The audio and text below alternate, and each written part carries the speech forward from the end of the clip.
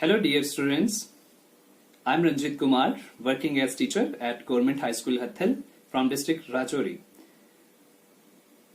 Director school education Jammu की तरफ से चलाई जा रही होम क्लासेस में आप सबका वेलकम है. डियर स्टूडेंट, लास्ट वीडियो में हमने क्लास 11 की फिजिक्स का second unit physical world and measurement उसके कुछ टॉपिक्स किए थे. आज हम नेक्स्ट टॉपिक्स डिस्कस करेंगे. आज इस वीडियो में जो टॉपिक्स हम डिस्कस करने जा रहे हैं वो हैं radar method, laser method, parallax method, triangulation method and Copernicus method. इस वीडियो को देखने के बाद आप ये समझ पाएंगे कि किस तरह से हमारी सिक्योरिटी फोर्सेस को पता लगता है कि कोई एनिमी एयरक्राफ्ट हमारी टेरिटरी में तो नहीं आ गया है. पैरेलैक्स क्या होता है, कैसे हम नियर बाय स्टार्स का डिस्टेंस निकाल सकते हैं, अर्थ और मून का डिस्टेंस कितना है, सन का डायमीटर कितना है, ये सभी चीजें आप इस वीडियो में देख पाएंगे. फर्स्ट मेथड है radar method. Radar means radio detection and ranging. Radar का सबसे पहले कंसेप्ट दिया था हाइनरिच हर्ट्ज ने 1880 में, और पहला रडार बनाया था रॉबर्ट वाटसन वॉट ने ड्यूरिंग 1936 टू 1940. रडार की मदद से हम क्या कर सकते हैं, रेंज, एंगल और स्पीड बता सकते हैं एयरक्राफ्ट्स की, स्पेसक्राफ्ट्स की, गाइडेड मिसाइल्स की और मोटर व्हीकल्स की. मींस रडार की मदद से हम ये बता सकते हैं कि कोई एयरक्राफ्ट या स्पेसक्राफ्ट या गाइडेड मिसाइल या मोटर व्हीकल कितने डिस्टेंस से, किस एंगल पे और कितनी स्पीड से किसी लोकेशन की तरफ आ रहा है. रडार मेथड में हम यूज करते हैं रेडियो वेव्स. रेडियो वेव्स क्या है, ये इलेक्ट्रोमैग्नेटिक वेव्स हैं जिनकी स्पीड होती है 3 × 10⁸ metre per second. Dear student, electromagnetic waves क्या होती हैं, ये वो वेव्स हैं जिनमें इलेक्ट्रिक फील्ड भी होता है, मैग्नेटिक फील्ड भी होता है. दोनों इलेक्ट्रिक फील्ड और मैग्नेटिक फील्ड एक दूसरे के परपेंडिकुलर भी होते हैं और डायरेक्शन ऑफ प्रोपोगेशन के भी परपेंडिकुलर होते हैं. इलेक्ट्रोमैग्नेटिक वेव्स को कोई मटेरियल मीडियम नहीं चाहिए होता है प्रोपोगेशन के लिए. फॉर एग्जांपल रेडियो वेव्स हैं, माइक्रोवेव्स हैं, इंफ्रारेड रेज हैं, विजिबल लाइट है, अल्ट्रावायलेट है, एक्सरेज हैं, गामा रेज हैं, ये सभी क्या हैं, इलेक्ट्रोमैग्नेटिक वेव्स हैं. डियर स्टूडेंट, अब हम देखेंगे कि रडार मेथड की मदद से कैसे हम फ्लाइंग ऑब्जेक्ट्स का डिस्टेंस निकाल सकते हैं. इसके लिए हम एक डायग्राम की हेल्प लेंगे. इस डायग्राम में देखें, ये एक ट्रांसमिटिंग एंटीना है, यहां से रेडियो वेव्स ट्रांसमिट की जाती हैं, और ये एक एरोप्लेन है, टारगेट है, यहां से रेडियो वेव्स रिफ्लेक्ट होकर वापस आएंगी इस एंटीना की तरफ, और ये एंटीना अब बिहेव करेगा एज रिसीविंग एंटीना. मान लेते हैं x is distance between transmitting antenna and the target, c is speed of radio waves, and t is time interval between production of and reception of radio waves. Means यहां से radio waves को target की तरफ जाने में और target से वापस एंटीना की तरफ आने में जो टोटल टाइम लग रहा है वो कितना है, t है. As we know, speed is equal to distance upon time. Therefore, speed कितनी है, c. Distance देखिए, पहले यहां से रेडियो वेव्स जा रही हैं एरोप्लेन की तरफ, ये डिस्टेंस हो गया x, और फिर एरोप्लेन से वापस एंटीना की तरफ आ रही हैं, ये भी डिस्टेंस है x. तो टोटल डिस्टेंस कितना हो जाएगा, x plus x upon t. This implies c into T equal to 2x. This implies 2x is equal to c into T, and finally x is equal to c into T upon 2. ये बहुत important expression है, इसको हमें ध्यान में रखना है क्योंकि इसी की मदद से हम न्यूमेरिकल सॉल्व कर पाएंगे. डियर स्टूडेंट्स, अब हम एक न्यूमेरिकल करते हैं जो कि रडार मेथड पर बेस्ड है. न्यूमेरिकल ये है, radar signal is beamed towards a planet from earth and its echo is received 7 minutes later. Find distance of planet from earth. Numerical की स्टेटमेंट से ये क्लियर हो रहा है कि एक रडार सिग्नल हमने भेजा है अर्थ से एक प्लैनेट की तरफ, और ये सिग्नल रिटर्न हो रहा है आफ्टर 7 मिनट्स. हमें ये बताना है कि प्लैनेट का डिस्टेंस कितना है फ्रॉम अर्थ. इसको हम सॉल्व कैसे करेंगे, यहां पर टाइम कितना है, 7 मिनट्स. 7 मिनट्स इसको सेकंड्स में कन्वर्ट करेंगे तो कितना आ जाएगा, 7 × 60 420 सेकंड्स. और c क्या, speed of laser light 3 × 10⁸ metre per second. हमें निकालना क्या है, डिस्टेंस. अभी हमने डिस्कस किया था x इज इक्वल टू किसके बराबर होता है, c इंटू टी अपॉन 2. यहां पे वैल्यू पुट करेंगे, x इक्वल टू c की जगह लिखेंगे 3 × 10⁸ t की जगह लिखेंगे 420. ये सेकेंड्स है ना, 420 seconds upon 2। This implies x is equal to 3 into 10⁸ 8 into 210। 420 का हाफ कितना आ जाएगा, 210। This implies x is equal to 21 into 3 into 10⁹9। यहां पर 10 की पावर 1 है, यहां पर 10 की पावर 8 है, तो कितनी हो जाएगी 10 की पावर 9। 21 into 3 into 10⁹9। और इसको भी हम जब सॉल्व करेंगे तो x कितना आ जाएगा 63 इंटू 10⁹9। और इसको अगर हम साइंटिफिक नोटेशन में लिखना चाहें तो हम लिखेंगे 6.3 इंटू 10⁻10। ये है distance of planet from earth. Next method है laser method. Laser stands for light amplification by stimulated emission of radiations. Laser का सबसे पहले कंसेप्ट दिया था अल्बर्ट आइंस्टाइन ने 1917 में, लेकिन पहला फंक्शनल लेजर बनाया था थियोडोर एच मेमान ने 1960 में।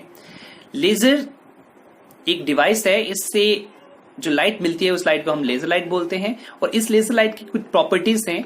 Number first property, highly intense. Laser से निकलने वाली जो लाइट है उसकी इंटेंसिटी बहुत ज्यादा होती है।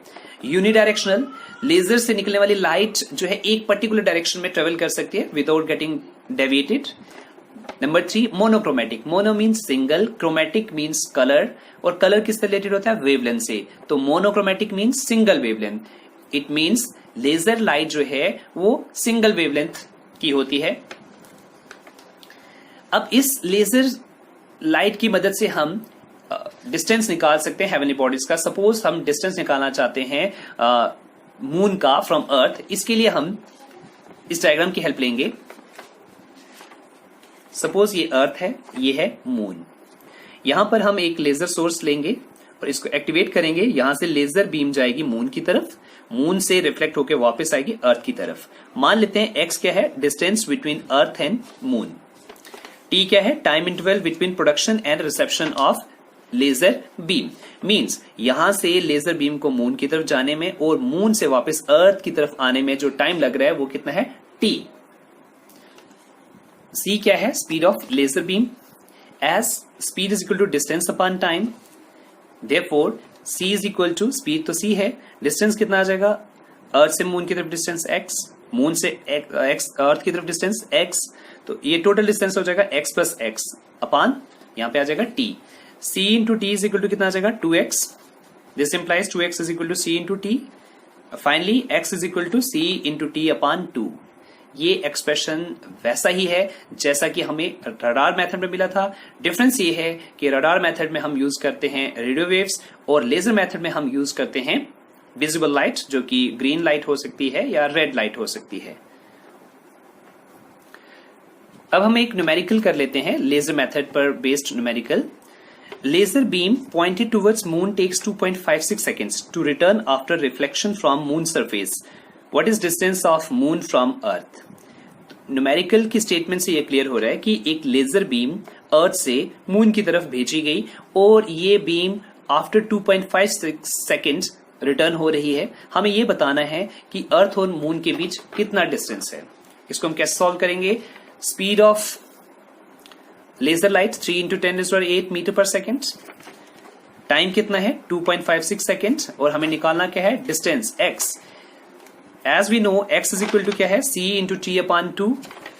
Therefore x is equal to c की जगह क्या लिखेंगे, 3 इंटू 10⁸, और टाइम की जगह क्या आ जाएगा 2.56 अपॉन 2। 2.56 का हाफ जो है वो होता है 1.28 आ जाएगा। तो हम लिखेंगे x is equal to 3 into 10⁸ into 1.28, और फाइनली हमारे पास आंसर आ जाएगा x is equal to 3.84 into 10⁸ metre. Dear student, ये है distance between earth and moon, और इसको आपने याद रखना है कि अर्थ और मून के बीच डिस्टेंस कितना होता है, 3.84 10⁸ मीटर। मीन्स चंदा मामा हमसे कितने दूर हैं, 3.84 इंटू 10⁸ मीटर। और आपको पता ही है सूरज चाचू हमसे कितने दूर हैं, 1.496 इंटू 10⁻11 मीटर। नेक्स्ट मेथड है पैरेलैक्स मेथड। अभी पैरेलैक्स क्या होता है, इसको समझने के लिए डियर स्टूडेंट, आपको यहां एक मार्कर दिखाई दे रहा है। इस मार्कर को पहले आप अपनी लेफ्ट आई क्लोज करके राइट आई की मदद से देखिए। अब इसी मार्कर को राइट आई को क्लोज करके लेफ्ट आई से देखिए, तो क्या हो रहा है, इस मार्कर की पोजीशन चेंज हो रही है with respect to its background, और इसी को हम बोलते हैं parallax. Change in position of an object with respect to its background when seen from two different position is known as parallax. Means जब किसी ऑब्जेक्ट को हम दो डिफरेंट पोजीशन से देखते हैं तो उसकी पोजीशन स्लाइटली चेंज दिखाई देती है। इस फिनोमेना को हम बोलते हैं पैरेलैक्स। इसमें नेक्स्ट टर्म है basis, distance between two different positions from where the object is seen. जिन दो पोजीशन से हमने ऑब्जेक्ट को देखा है उनके बीच जो डिस्टेंस है उस डिस्टेंस को हम बोलते हैं बेसिस या बेस लाइन। जैसे कि अभी आपने मार्कर को देखा, लेफ्ट आई और राइट आई में जो डिस्टेंस है उस डिस्टेंस को हम बोलेंगे बेसिस। नेक्स्ट है parallactic angle, small angle subtended at the object from two different positions. इस एंगल को हम बोलते हैं पैरेलैटिक एंगल। मींस जैसे अभी आपने मार्कर को देखा, आपकी लेफ्ट आई और राइट आई ने जो टोटल एंगल सबटेंड किया मार्कर को देखने में, उस एंगल को हम बोलेंगे पैरेलैटिक एंगल। अब इस मेथड की मदद से हम स्टार्स का डिस्टेंस भी निकाल सकते हैं। Near by stars, near by stars का मतलब यहां पर यह है कि ऐसे स्टार्स जिनका डिस्टेंस अर्थ से 100 लाइट ईयर से कम है, उन स्टार्स का डिस्टेंस हम इस मेथड से निकाल सकते हैं। अब ये लाइट ईयर क्या होता है? Distance travel by light in 1 year, और 1 लाइट ईयर होता है 9.46 10⁻15 मीटर। अब इस मेथड से हम कैसे डिस्टेंस निकालते हैं, इसके लिए हम एक डायग्राम की हेल्प लेंगे। ये एक हम नियर बाय स्टार लेते हैं, इसका डिस्टेंस हम निकालना चाहते हैं। ये है अर्थ का ऑर्बिट अराउंड सन, ये है सन, और ये है अर्थ का ऑर्बिट। सपोज हम अभी इस पॉइंट ए पे हैं। इस स्टार का डिस्टेंस निकालने के लिए हमें एक फार अवे स्टार भी लेना पड़ेगा जिसकी position through out year change ना हो, जैसे कि पोल स्टार है जिसको आप ध्रुव तारा भी बोलते हैं। Let us consider F is far away star, N क्या है? नियर बाय स्टार, जिसका डिस्टेंस हमें निकालना है। अब हम इस पॉइंट ए पे जब हैं, यहां पे ऑब्जर्वेशन पॉइंट ए पे हैं, तो हम टेलीस्कोप यहां पे रखेंगे पॉइंट ए पे और देखेंगे फार अवे स्टार से जो लाइट आ रही है और नियर बाय स्टार से जो लाइट आ रही है उसके बीच कितना एंगल है। मान लेते हैं एंगल कितना है? θ1। θ1 is angle between lights coming from far away star and nearby star when seen from point A. After 6 month क्या होगा? हम पॉइंट ए पे नहीं होंगे, पॉइंट बी पे होंगे, लेकिन फार अवे स्टार तो वहीं पे रहेगा। फिर से हम क्या करेंगे? पॉइंट बी पे टेलीस्कोप की मदद से देखेंगे कि फार अवे स्टार से और नियर बाय स्टार से जो लाइट आ रही है उनके बीच कितना एंगल है। मान लेते हैं ये एंगल कितना है? θ2। θ2 is angle between lights coming from far away star and nearby star when seen from point B. अब इस डायग्राम में देखें, अगर आप FA और NS दोनों पैरेलल लाइंस हैं, तो ये अल्टरनेट इंटीरियर से एंगल हैं, तो ये अगर ये एंगल θ1 है तो यहां भी एंगल कितना होगा? θ1। इसी तरह से FB और NS ये भी पैरेलल लाइंस हैं और ये एक ट्रांसवर्स है, तो अगर ये एंगल θ2 है तो यहां भी एंगल कितना होगा? θ2। और इस डायग्राम में ये एंगल तो बहुत छोटा होता है, ये इस AB को हम आर्क ले सकते हैं। AB क्या है? यहाँ पे आर्क है। AN बोलो चाहे BN बोलो, ये एक रेडियस है और टोटल एंगल कितना है? θ1 प्लस θ2। ये स्टूडेंट, हम जानते हैं कि आर्क किसके बराबर होता है? Radius into angle. तो इस डायग्राम में अभी हमने डिस्कस किया आर्क क्या है? AB और रेडियस AN और एंगल कितना आ गया? θ1 प्लस θ2। दिस इंप्लाइज AN किसके बराबर हो जाएगा? AB upon θ1 plus θ2। AN is equal to AB क्या है? ये है 2 times AS। AS means earth और सन के बीच जो डिस्टेंस है उसको हम बोलते हैं 1 एस्ट्रोनॉमिकल यूनिट। ओके, और ये AB जो है, इसी तरह से B क्या होगा? डिस्टेंस बिटवीन अर्थ एंड सन होगा। जैसे ये देखिए यहाँ पे A और S के बीच डिस्टेंस है 1 एस्ट्रोनॉमिकल यूनिट। 1 एस्ट्रोनॉमिकल यूनिट क्या होता है? डिस्टेंस बिटवीन अर्थ एंड सन, और इसकी वैल्यू होती है 1.496 10⁻11 मीटर। इसी तरह से B और S के बीच भी डिस्टेंस कितना है? 1 astronomical unit means 1.496 into 10⁻11 metre. तो इट मीन्स हम AB की जगह क्या लिख सकते हैं? 2AS।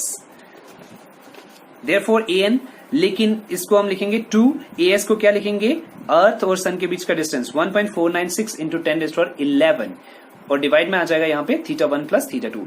ये एक्सप्रेशन है, इस एक्सप्रेशन की मदद से हम नियर बाय स्टार्स का डिस्टेंस निकाल सकते हैं।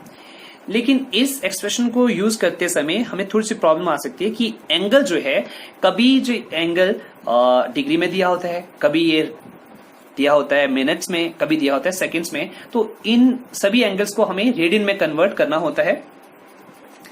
1 डिग्री अगर एंगल दिया गया है तो इसके लिए कन्वर्जन फैक्टर रहेगा 1.745 इंटू 10⁻⁻2 रेडियन। और अगर एंगल दिया है मिनट में, मिनट के लिए एक 1 के ऊपर एक ये स्लैश रहेगी, 1 स्लैश रहेगी, तो इसके लिए कन्वर्जन फैक्टर है 2.91 10⁻⁴ रेडियन। और अगर सेकंड में दिया गया है एंगल तो इसके लिए कन्वर्जन फैक्टर होगा 4.85 10⁻⁻6 रेडियन। और ये मेथड जो है वैलिड है for determining distances of those stars whose distance is less than 100 light years। एक और इंपॉर्टेंट बात जो मैं आपसे डिस्कस करना चाहता हूं वो ये है कि parallax method was given by Friedrich Bessel in 1838। ये मेथड सबसे पहले फ्राइडिच वेसल ने यूज किया था 1838 में, और इसकी मदद से उन्होंने सिग्नी 61 का डिस्टेंस निकाला था। और ये डिस्टेंस कितना है, 11 लाइट ईयर्स। नेक्स्ट मेथड है size of N astronomical object.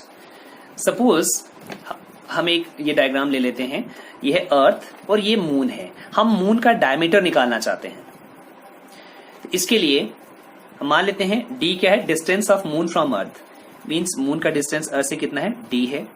Theta क्या है, angle subtended eight earth by 2 diametrically opposite ends of the moon. Means हम यहाँ टेलीस्कोप की मदद से मून के इस एंड को भी देख रहे हैं, इस एंड को भी देख रहे हैं, और ये दोनों एंड यहाँ पर एंगल कितना सबटेंड कर रहे हैं, थीटा। डी क्या है, diameter or size of the moon. ये डायमीटर जो मून का है वो कितना है, स्मॉल डी। अभी हमने पहले भी डिस्कस किया था कि आर्क किसके बराबर होता है, रेडियस इनटू एंगल। तो यहाँ पे क्या आ जाएगा, आर्क क्या है, आर्क है ये स्मॉल डी, और रेडियस क्या है, कैपिटल डी, और एंगल कितना है, थीटा। तो ये एक्सप्रेशन आ जाएगा d is equal to capital D into theta. ये एक्सप्रेशन आपने याद रखना है। और यहां जो एंगल है इसको हम बोलते हैं angular diameter of the moon, या फिर अगर मून की जगह प्लैनेट होता तो हम बोलते हैं angular diameter of the planet. इसी एक्सप्रेशन पर बेस्ड हम एक न्यूमेरिकल अब करेंगे। Sun's angular diameter is measured to be 1920 seconds। The distance of sun from earth is 1.496 10⁻11 meter। What is diameter of the sun? तो न्यूमेरिकल में ये कहा गया है कि सन का डिस्टेंस अर्थ से कितना है, 1.496 10⁻11 मीटर, और सन की जो दो एंड्स हैं वो अर्थ पर कितना एंगल सबटेंड कर रहे हैं, 1920 सेकेंड। तो हमें ये बताना है कि सन का डायमीटर कितना है। तो इसको हम कैसे सॉल्व करेंगे, थीटा कितना दिया है यहाँ पे, 1920 सेकेंड्स। लेकिन अगर अभी याद हो आपको कि सेकेंड्स के लिए कन्वर्जन फैक्टर क्या होता है, 4.85 10⁻⁻6 रेडियन। तो इस कन्वर्जन फैक्टर को हम मल्टीप्लाई करेंगे किससे, 1920 से। और जो डिस्टेंस दिया गया है अर्थ और सन का वो है 1.496 10⁻11 मीटर। हमें निकालना है डायमीटर ऑफ द सन। अभी हमने किया था expression as we know d is equal to capital D into theta. अब यहाँ पे वैल्यू पुट करेंगे, small d is equal to कितना आ जाएगा, कैपिटल D की जगह लिखेंगे 1.496 10⁻11, और यहाँ पर थीटा कितना आ जाएगा 1920 इंटू 4.85 10⁻6। और इस पूरे एक्सप्रेशन को जब हम सॉल्व करेंगे तो हमारे पास फाइनल रिजल्ट आएगा d is equal to 1.39 into 10⁻9 metre. Means sun का जो डायमीटर है वो कितना है, 1.39 इंटू 10⁻9 मीटर है। एक और हम न्यूमेरिकल करते हैं इसी एक्सप्रेशन पर बेस्ड, जो कि एनसीईआरटी से लिया गया है। The moon is observed from 2 diametrically opposite points A and B on earth. Moon को हम ऑब्जर्व कर रहे हैं अर्थ से from 2 points A and B. The angle theta subtended at the moon by 2 directions of observations is 1 degree 54 minute. जो angle subtend हो रहा है मून पे वो कितना है, 1 degree 54 minute. If the diameter of earth to be 1.26 10⁻6 metre, अगर earth का डायमीटर है 1.276 into 10⁻6 metre, then compute the distance of moon from earth. हमें ये बताना है कि मून का डिस्टेंस कितना है अर्थ से। तो इसको हम कैसे सॉल्व करेंगे? Here theta is equal to 1 degree 54 minutes, और 1 डिग्री कितना होता है 60 मिनट, 60 प्लस 54 कितना हो जाएगा 114 मिनट्स, और मिनट का कन्वर्जन फैक्टर होता है 2.91 इंटू 10⁻⁴। तो 114 को हम इस फैक्टर से मल्टीप्लाई कर देंगे, ये हमारा आ जाएगा टोटल एंगल। तो डिस्टेंस हमें निकालना है, और डायमीटर जो है अर्थ का वो दिया है 1.276 10⁻⁶ मीटर। तो अभी हमने एक्सप्रेशन किया था small d is equal to capital D into theta, therefore capital D कितना आ जाएगा स्मॉल d अपॉन थीटा। अब यहाँ पे वैल्यू पुट करेंगे, d कितना आ जाएगा, स्मॉल d कितना है 1.276 10⁻⁶, डिवाइड में आ जाएगा थीटा, थीटा कितना है 114 इंटू 2.91 इंटू 10⁻⁴। इस पूरे एक्सप्रेशन को जब हम सॉल्व करेंगे तो हमारे पास आंसर आएगा d is equal to 3.84 into 10⁸ metre. और ये हमने पहले भी किया था कि अर्थ और मून का डिस्टेंस कितना होता है 3.84 इंटू 10⁸ मीटर। नेक्स्ट मेथड है ट्रायंगुलेशन मेथड। ये मेथड बेस्ड है ऑन प्रॉपर्टीज ऑफ ट्रायंगल। इस मेथड में हम दो केसेस कंसीडर करते हैं, एक है हाइट ऑफ एक्सेसिबल ऑब्जेक्ट और दूसरा केस है height of an inaccessible object. पहले हम डिस्कस करेंगे फर्स्ट केस को, हाइट ऑफ एक्सेसिबल ऑब्जेक्ट। इसके लिए हम एक ये डायग्राम देखते हैं। मान लेते हैं ये ए बी क्या है, ये बिल्डिंग है, इसकी हाइट हम निकालना चाहते हैं। Let us consider h is height of the building, x क्या है distance of observation point from the building. ये C पॉइंट जो है ये हमारा ऑब्जर्वेशन पॉइंट है, इसका distance from the base of the building कितना है x। इस पॉइंट C पे हम एक इंस्ट्रूमेंट रखेंगे क्लाइनोमीटर या फिर सेक्सटेंट, और बिल्डिंग के टॉप को हम व्यू करेंगे, देखेंगे, और ये नोट करेंगे कि यहां पर कितना एंगल बन रहा है। इस एंगल को बोलेंगे एंगल ऑफ एलिवेशन। अब इस डायग्राम से ये क्लियर है from triangle A B C perpendicular क्या है ए बी और बेस क्या है B C. Perpendicular upon base क्या होता है tan theta. It means A B upon B C is equal to tan theta. This implies h, A B कितना है h, ए बी है h, और बी सी क्या है x, h upon x equal to क्या आ जाएगा tan theta. This implies h is equal to x tan theta. इस एक्सप्रेशन की मदद से हम एक्सेसिबल ऑब्जेक्ट की हाइट निकाल सकते हैं। अब हम इसी मेथड पर एक न्यूमेरिकल करेंगे। न्यूमेरिकल की स्टेटमेंट ये है, calculate height of a tower if top of the tower subtends 30 degree angle at a distance of 173 metre from its base. एक हमारे पास टावर है, और टावर का जो टॉप पॉइंट है वो टावर के बेस से 173 मीटर डिस्टेंस पर 30 डिग्री का एंगल सबटेंड कर रहा है। तो हमें टावर की हाइट बतानी है। इसके सोल्यूशन के लिए हियर वी हैव x कितना है 173 मीटर, डिस्टेंस हमें दिया है 173 मीटर, थीटा कितना है 30, h हमें निकालना है। अभी हमने डिस्कस किया कि h किसके बराबर होता है x tan थीटा के बराबर। This implies h equal to कितना हो जाएगा 173 tan 30, थीटा कितना है 30, tan 30 की वैल्यू होती है 1/√3। This implies h is equal to 173 multiplied by 1/√3, और √3 की वैल्यू होती है 1.73। This implies h is equal to 173 divided by 1.73। अब 1.73 का डेसिमल जब हम रिमूव करेंगे तो यहां पे आ जाएगा डिनोमिनेटर में 173/100। 173 और 173 कैंसिल हो जाएंगे, और हाइट कितने आ जाएगा 100 मीटर। तो इस टावर की हाइट कितनी होगी 100 मीटर। अब हम सेकेंड केस डिस्कस करेंगे, height of an inaccessible object.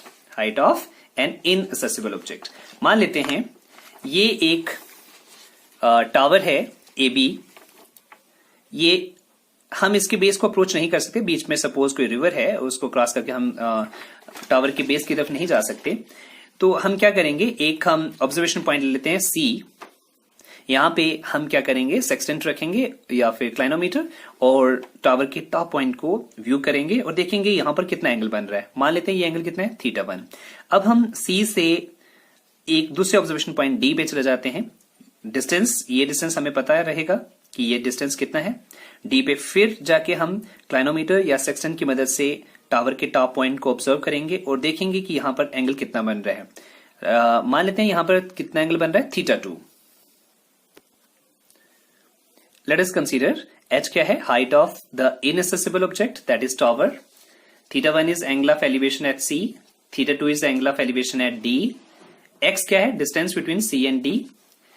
अब फ्रॉम ट्राइंगल ABD, इस डायग्राम में देखिए ABD, इस डायग्राम में, और ये जो ट्राइंगल है ABD, इससे ये क्लियर हो रहा है AB upon BD perpendicular upon base equal to क्या आ जाएगा, tan θ2.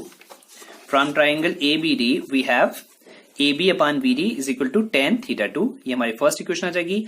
फ्रॉम ट्राइंगल ABC, फिर से देखिए इस ट्राइंगल को ABC, इस ट्राइंगल में क्या आएगा, AB upon BC equal to tan θ1. AB upon BC equal to tan θ1. ये हमारी आ गई सेकेंड इक्वेशन. अब हम सब्ट्रैक्ट करेंगे सेकेंड इक्वेशन को फ्रॉम फर्स्ट इक्वेशन.